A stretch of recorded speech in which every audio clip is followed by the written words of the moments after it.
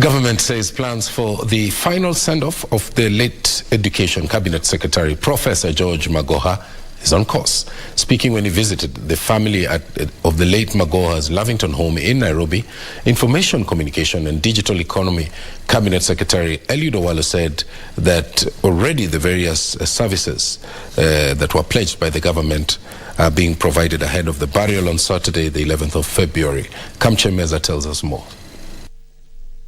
ICT Cabinet Secretary Eliud Owalo on Monday visited the family of the late immediate former Education Cabinet Secretary Professor George Magoha to present a contribution from the cabinet. We have managed to bring to the family 1.2 million shillings, which is constituted of individual contributions from the cabinet members. CS Owalo saying all the pledges by the government will be fulfilled and are on course. The government will lift the body, as earlier indicated. The government will provide logistical support for purposes of the procession that will take place on Wednesday. The food support that was supposed to be delivered by the government is already on the ground as at today. We just want to confirm that the government will remain ready and available to support the family for the remaining days between now and the burial day on Saturday and beyond. I can confirm that this morning, Homeland Security landed in Yala, and they're setting up tents in preparation for the send-off for Professor Magoha.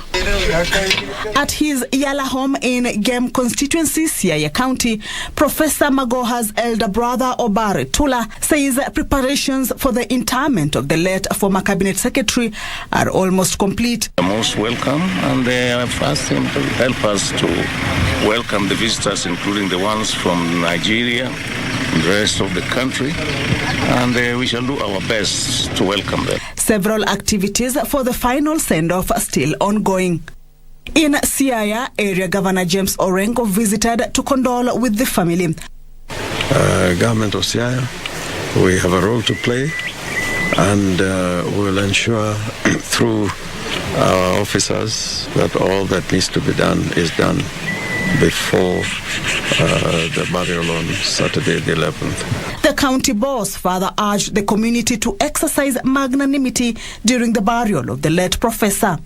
Friends and family continue to trickle in at their city residence of the late Professor George Magoha as burial arrangements gear up 5 days to his final send-off. The government has pledged to continue supporting the family to the end. Kamche Meza for Prime Edition, Nairobi.